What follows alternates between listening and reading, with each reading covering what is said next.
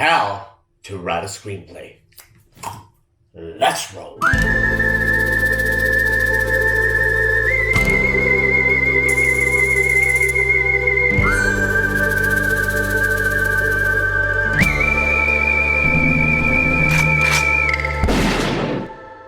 Hi, this is bobbydbuze, and I want to start off by saying I'm sorry again that I said I'd be doing weekly videos and keep it on schedule, and I haven't been able to. I've just been so busy with so much stuff going on. I'm deeping for a feature and doing a bunch of other projects, and most importantly, I am writing my second feature film, one that I am planning to actually direct myself, something I'm hoping to get into by the end of the year, but I gotta get the script ready by the end of April for Cannes.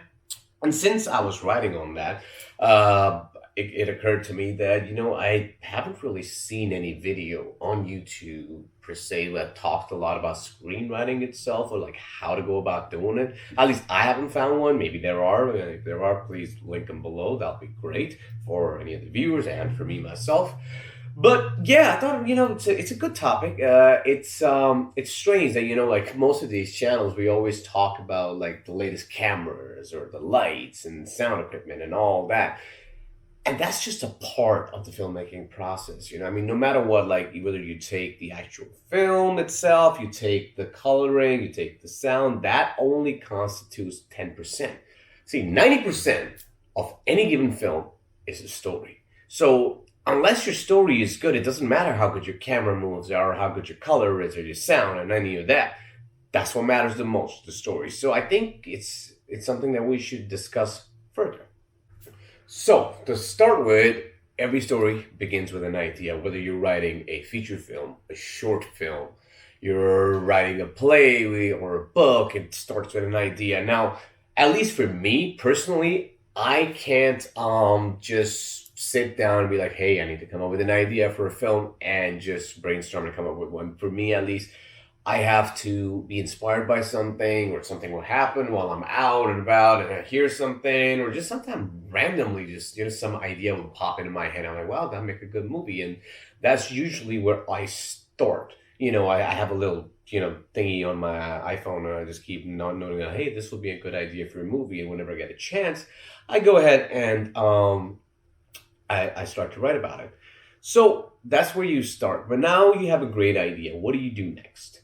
Well, and that again, this whole process I'm going to be talking about, this is how I do it. This does not mean that this is the right way. This is the only way. I'm sure people have their different processes, but this is how I do it. Got my idea. Next thing I do is I try to write the story in a Wordpad or in a notebook or wherever, A to Z. I'm not trying to write the screenplay yet. I'm not trying to develop the characters too much. Firstly, it's just the whole story. It's like, all right, so Jack comes along. Jack is living a lonely life. He's doing blah blah blah blah blah, and then this happens and inspires him to do something. And da da da da da da da. It's the story A through Z. The beginning, the middle, and the end. Really, the 3-act structure, which I'll get into a little bit later. That's just pretty much how you begin. At least that's how I begin. Now, once you have a basic, some kind of story A to Z written out, the next thing I like to, hash out is the characters. They're starting with your protagonist, your antagonist, your main characters, the supporting cast. I just like to take a little time, think about the characters, develop the little quirks, or, their personality traits, things like that.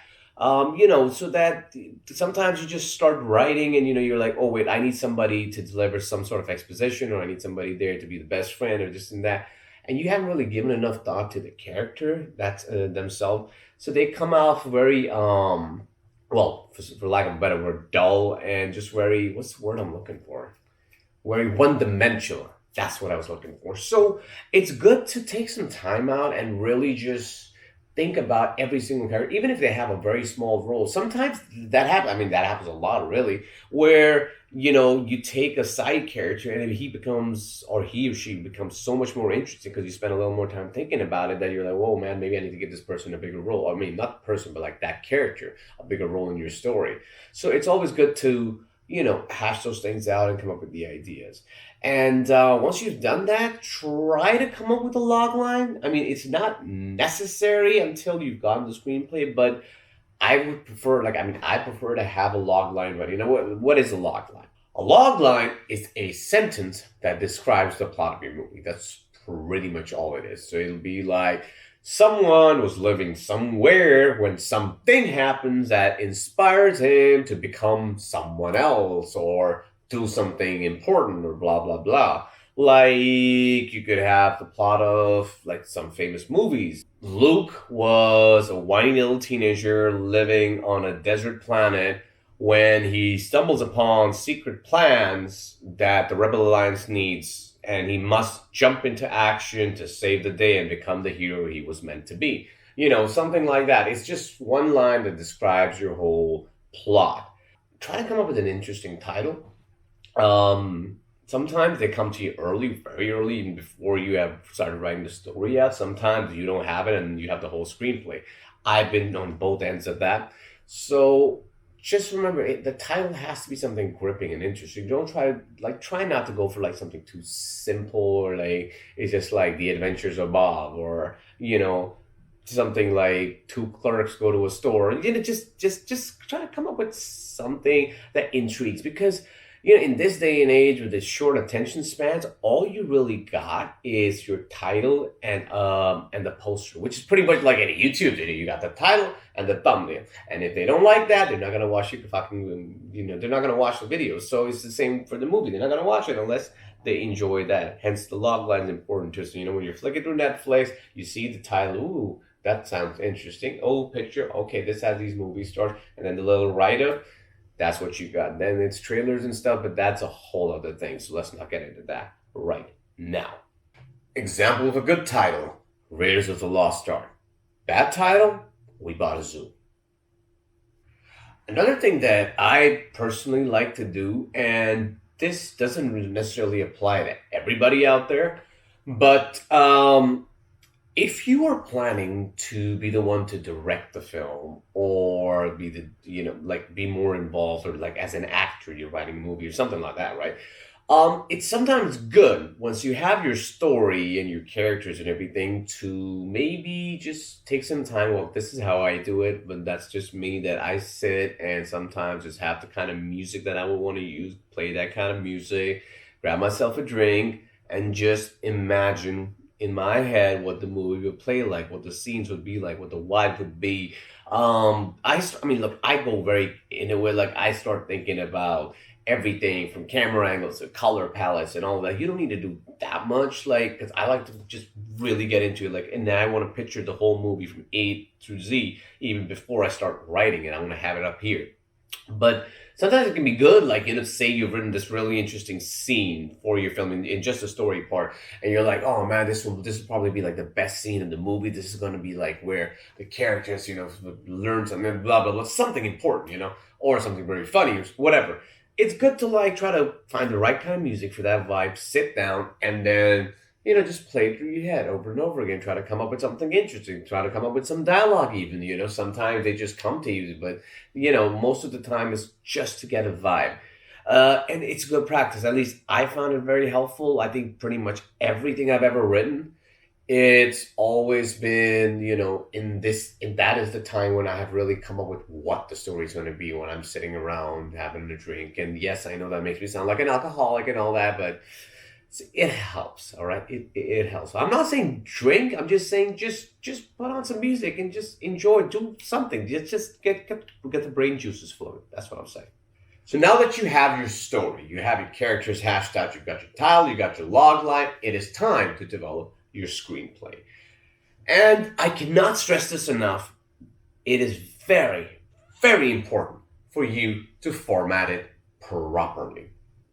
And when I say format, I'm talking like the way it has been done for almost 100 years in Hollywood. And there's a reason for it, and we'll just get into that. So that brings us to the 3-act structure. Now, I watched a lot of lectures and seen some videos and read up some articles where there's a lot of people saying that, well, the 3-act structure used to work. That's how it used to be. But now things are different. You don't need a 3-act structure for your story. And, there can be various different things. Some people just have 1 act. Some people have 5 acts and this and that.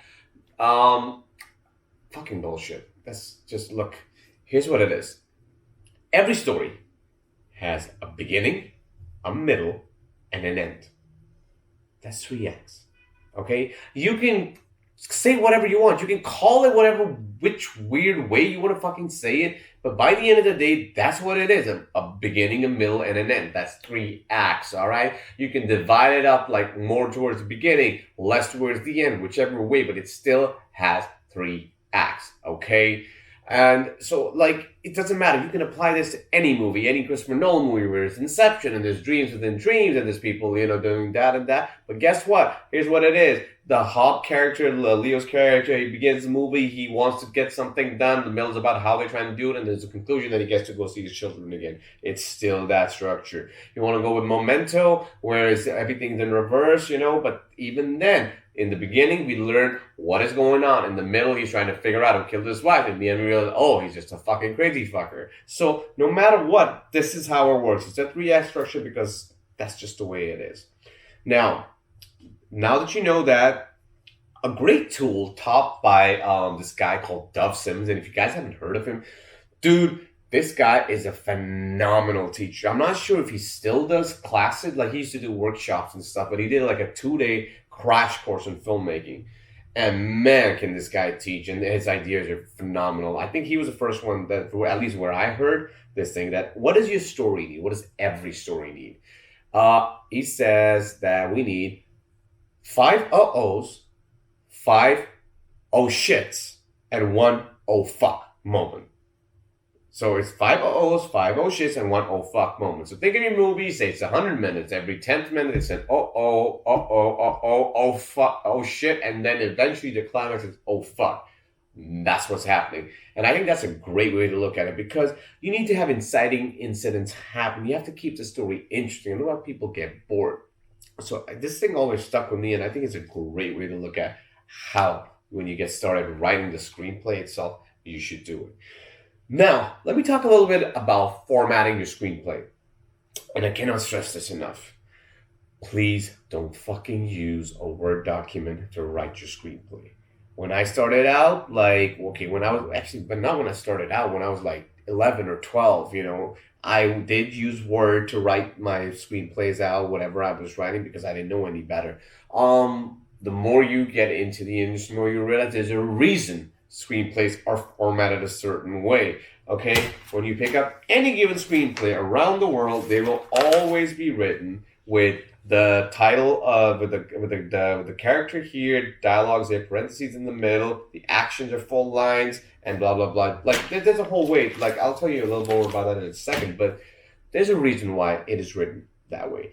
It's because it means that one single page equals 60 seconds of filming. That's how you communicate on a film set. When you go to shoot a scene on a bigger production, they're going to be like, hey guys, we're shooting 2 scenes. One is 3/8, one is 2 pages and 1/8. So what that means is every page is divided into, like, this one page is 60 seconds and then it's 8s. All right, so this much will be about 3/8. This is about 4/8, and then 5/8, 6/8, 7/8, 8/8. That's how it works. It just makes it simpler. This way, the camera crew knows, all right, this is how long the scene is. This is what we need to set up. The script supervisor, just every department just understands. It makes sense. If you start typing a screenplay on Word and write, Elena says, hello, Jim said, hey, she said, what you doing? And you're just writing their name and the 2 colons and then that. We don't know how long that scene is. It could be 10 minutes. It could be 2 minutes. We have no idea. So how are you supposed to plan the rest of the movie? How does pre-production work? How does production itself work if we don't know these things? So please, just format the script properly. You want to know the basics. Sure, you don't need to do these things anymore, like one of the Sid Field books or maybe the Screenwriter's Bible. Those are amazing. If you have the time, read them. Otherwise, I'm sure there's like quick Google searches which will tell you, or some YouTube videos and which will tell you that character name goes, then it's the dialogue, then it's the actions, and then how the scene headings are written: interior, living room, -night. So it just goes to show that you have to say where the scene is taking place, whether it's day or night, so that way when the shooting schedule is being made, they know how to do it. Now, that being said, all that is kind of a moot point as well if you are using the right software. And these days it's very easy. There's so many software are out there. The industry standard used to be Final Draft, and in some ways it is awesome. I was using it for almost 10 years. And I moved on to something else, which is called Causality, which is made by Hollywood Camera Works guy Pierre Holmes, which they have some amazing tutorials by that for visual effects, for directing actors and directing camera movement. And I personally learned a lot from them. This isn't an ad for them, and they have nothing to do with me. But I just think it's really good. And the reason I like that software is it's kind of like a NLE, like a nonlinear editor for screenwriting, because when you're editing, say Premiere or Final Cut, or I don't know why you're using them when you have DaVinci in this world for free. That's another story. I'll talk about that in another video. But it's like if you write down your little snippets, like I told you, like that, how I write down my story, and then you're going through it and you're like, oh wait, how can Bob have the gun in this scene when he gets it in scene 5? So instead of having to copy, cut, paste, all that, just pick it up, you drop it there, you move the things around, and the software is intelligent enough to let you know if it makes sense, if story-wise it's making sense. Plus, you can have your main arc in the middle and your other story arcs running side to side. Because every story, you got your main plot running, but you got to have, at least for features, you got to have 3 side arcs. It just makes sense. Even if the arcs are somewhat smaller arcs, for like some side characters, but you still have to have more than one thing running at a time. And that's usually how it is with most movies. Sometimes we just don't notice it because they're so minuscule. But it's good to do it that way. And if you don't want to pay for software, you don't want to pay for Final Draft or Causality or whichever other ones that are out there, use Celtx. Celtx is online for starters. They used to have a software. I think they still do, that you can download. But you can use it on your phone and your tablet and everything. And it's online, it's free. So up to 3 screenplays you can do on that for free. So you have no excuse left to still be fucking writing in Word. So get on that, because it'll format the whole thing for you. This way you don't have to worry about are my indentations or where I'm putting everything correct or not. So that really helps out. Right, now that you have your software selected, you're in a screenwriting program, and you have your story written out, it's time to start writing your screenplay. Now, the way I do it is that I take bits of my story, start putting them into scenes and beats. Now, a scene would be like interior living room, nighttime. Bobby walks in, he sits down, and he turns his camera on and starts talking about writing a screenplay. Now, this is one scene. Now, if in this, like for example, I had to show you guys a screenplay that I had over in the bedroom, then I go there, it'll be interior scene, bedroom, Bobby's doing the same thing. But the beat would be Bobby teaching you guys how to write a screenplay, or at least how he thinks he should write a screenplay. That's a beat. A beat is something that happens to progress the story along, whereas scenes can take place just location-based. Now, what I do is I take the little bits, the little snippets from the story, start dropping them into the scenes to turn into beats, so that once I have all that written down, then I can just start scanning the document whenever I want, and I go, oh yes, then when this beat happens, when this certain thing happening in the plot, oh, I think these are what I want the lines to be, or what exact action I want, or a funny joke I want to insert. So then I will go and type that part in. Because at least I find it easier, rather than if I sit down and I'm like, say I'm writing a bank heist movie and the scene comes up, that interior bank day. Now, I know that this is a massively long scene, where they go in and they rob the bank. And the beat of that is that, oh, they first go in, the alarm go off, and this and that. It just seems like a daunting task. I'm like, oh man. So I try to avoid writing that, because when you have such a massive thing, you're like, oh God, this is a massive scene. I don't know how I'm going to do it. You get confused and you kind of give up on it. At least I do. So it's better if I write it down into little beats in there. So the first beat will be that the guys park the car in the back, they go inside and they're pretending, and all of a sudden the next beat is like shotgun blast. They put their mask on, they're trying to get the people on the ground, somebody puts the alarm. Next beat will be how they're trying to break into the wall. Next beat will be, so when you have it in tinier snippets and beats, it's easier to just focus on that, because the little by little, the more you get done, overall the big story becomes easier to write. So once you have your basic first draft done, have a read through without the little notes and anything, and just see if it flows, if it's, if it's cohesive, if it's making complete sense. Try to write the whole thing in the present tense because that's the way you're supposed to be doing it. But it's fine if it's not 100% the same tense. That's okay. It's not the end of the world. So another thing I would say is don't use like some weird color coding. I mean, it's fine if you're doing it for yourself, but not when you have the final draft done. Do not send out with some color coding.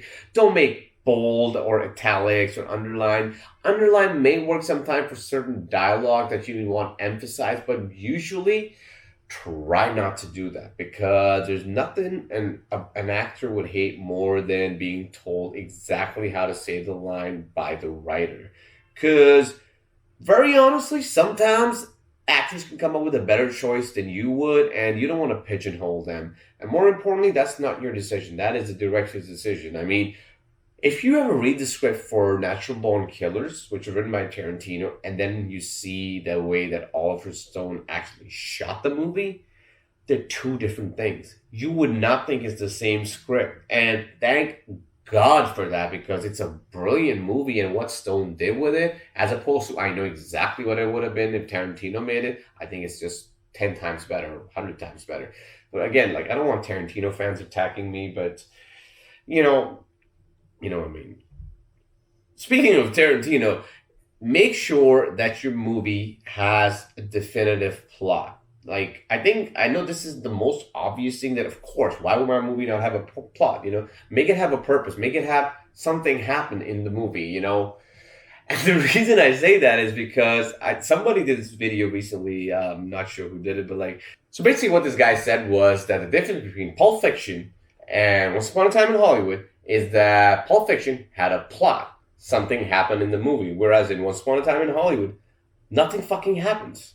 There's no actual plot. It's just something happens, something happens, something happens. There's nothing progressing the story along. It's a shit film, by the way. I mean, it's shot beautifully. We want to watch it because of the famous actors and because Tarantino's directing. But it has no story. It has fuck all.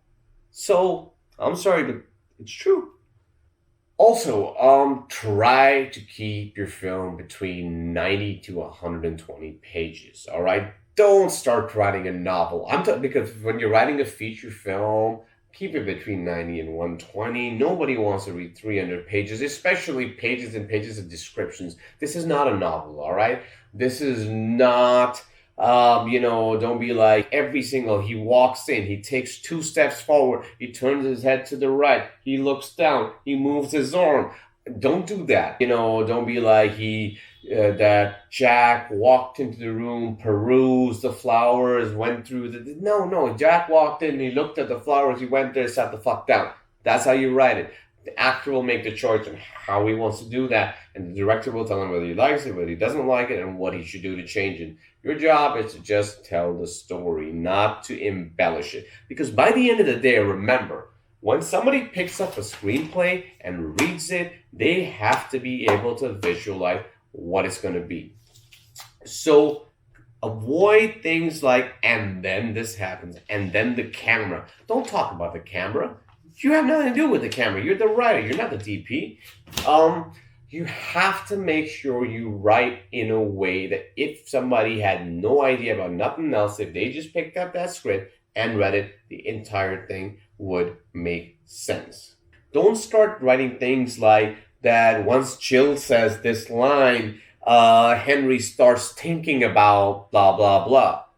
Because we have no fucking idea what Henry's thinking just by looking at him, so there's no way to show that. Of course, there's things like, Annie Hall with subtext and this, but we're not talking, you're not the director, you're not making those choices. So refrain from doing stupid shit like that.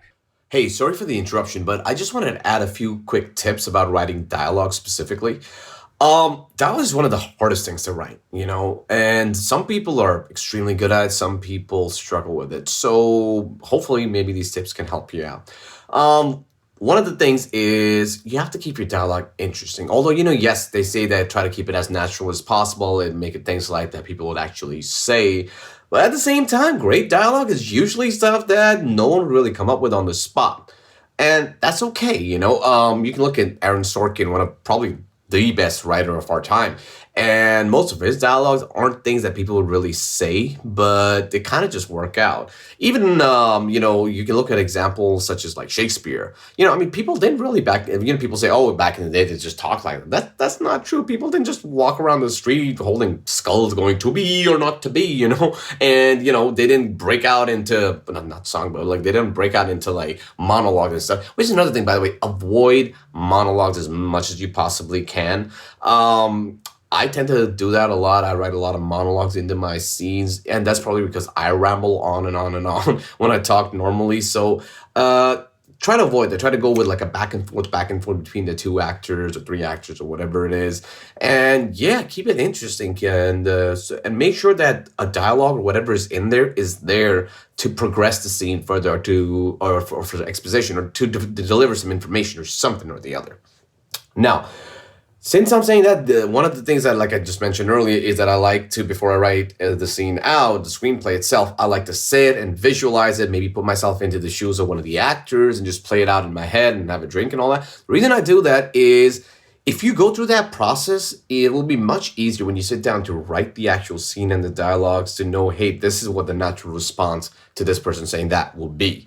Well, at least it helps me out a lot to do this, so that's why I definitely recommend doing that. And finally, one last thing I want to mention is that if you're a guy writing a script, or if you're a girl, vice versa, whatever, when you're trying to write dialogue for the opposite sex, you are going to think that you're doing a great job, but you're probably not, because, well, guys are programmed a certain way, women are programmed a certain way, and what the way, like, at least a guy thinks what a woman would say is not usually what a woman would say. So a quick tip to deal with that, sometimes, and this only works sometimes, is you write the lines for the guys and for the girl, and then you flip it. You give the girls' lines to the guys and the guys' lines to the girls, and see if it works. Sometimes it works, sometimes it doesn't. But it's worth a shot to try and see if that works. Okay, hope that helps. Back to it. I just want to add that now that we are talking about writing the screenplay, I'm talking more specifically about feature films, but all these rules apply to short films as well. I remember a tutor of mine, when I did attend film school for a little bit, said that a short film is about a moment. It's not an entire story, and I completely fucking disagree with that.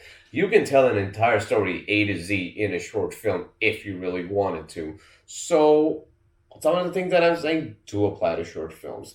Not to novels. Novels is a whole different beast. Plays is a whole different thing as well. So my area of expertise, well, not expertise, but like the area that I like to, write about or talk about is feature films. So that's what we're talking about. Now, a couple of other tips that I like to add to this is, in order to hook your audience, make sure that the first 10 pages are exciting, or something exciting happens in them, or there's something intriguing. Something has to happen within the first 10 minutes, because anybody reading scripts is going to throw it away if the first 10 minutes nothing happens. And the reason I'm saying that is because most people who are going to be like professionals who are reading your scripts, they get, like, studios get thousands of scripts a day. All right, they're going to look at the title, they're going to look at the log line, they're going to peruse through, and even like not a big shots. One of the guys, like one of the smaller people, is going to peruse through, just read a little bit, and they're like, oh, this doesn't seem interesting. Boom, and that's the end of your screenplay. So make sure you hook the audience right from the get-go.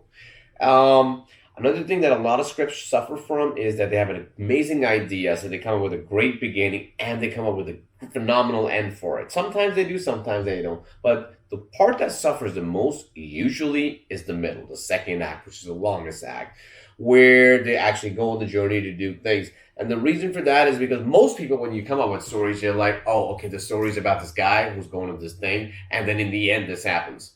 And it's the middle part that nobody really takes the time to hash out properly or come up with. So always, make sure that the second half, the second act, is not boring, because that will help. And it's a really good place for you to place a lot of the beats for your main character arc. Because look, no matter what the story, there's always going to be an arc. There's a plot line going, and then there's a character arc. So usually your protagonist goes through a character arc. Even if the arc as it starts, okay, he used to be a dickhead. Towards the end, in the final act, he must overcome that and he becomes a nice guy. Or he used to be a coward. In the end, he becomes a hero. Or sometimes it's like he used to be a dickhead. In the movie, he tries to be a nice guy, and then it backfires, so he becomes the dickhead again. No matter what, there's still an arc. He goes this way, and he stays that way. He goes this way, then he goes that way. Whatever it is, there's an arc. Stick to it. Make sure they go through that journey. Because if a character from the beginning till the end is the exact same person, your story is not going to work 90% of the time. Of course, there's exceptions, but usually it doesn't work. So now that you have your screenplay, get it read by a few people. Try some family members or some friends, people you trust. Try to get a feel for it from them. Or if you have some friends in the industry or somebody, who will help you out, get it read from them. Get their feedback. Because there's a lot of things that you will miss when you were writing that they might pick up on. Maybe something even stupid as like grammatical errors, sometimes some plot points that you're like, oh shit, why didn't I think of that? Or sometimes they have better suggestions about how to handle a certain situation. And then do your second draft. Your first draft is always going to be janky. It's not going to be very good. That's just how it is, man.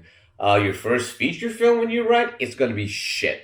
Everyone's first feature film when they write is usually shit. And then the second draft, if it gets better, third gets better. Sometimes the first feature film always second. The second one is better. Like my first feature film, although I did the second and third and fourth draft, it still kind of sucks. That's why I don't want to make it. If someday I can sell it off to some idiot, I will. But as far as I'm concerned right now, I'm concentrating on my second one because I think it'd be much better and I think I'm more equipped and to handle the way I want to shoot that. Yeah, so I think that pretty much covers everything that I wanted to talk about when it comes to screenplays. I want to try to do a whole series of these videos where I talk about the whole filmmaking process, like the whole indie filmmaking process, like how to write the screenplay, what happens after you've written it, like how do you raise funding, how do you find out about equipment, how to do a producer package, breakdown sheets and pre-production, how do you do the production, scheduling, all like basically how to shoot a movie A to Z. I think I might want to do the whole series, but I thought I'll start with just the screenwriting, the first one, because that's the stage I am doing right now myself. And yeah, take it from there and let's see if more people enjoy these videos. Like, please let me know because I hardly get any fucking views, but it's fine. I know I just started like about 6 months ago, so it's alright. But yeah, of course, any feedback, any likes, comments is always appreciated. And yeah, I will hopefully try to put videos out much sooner now. And yeah, I will see you in the next one. Okay then.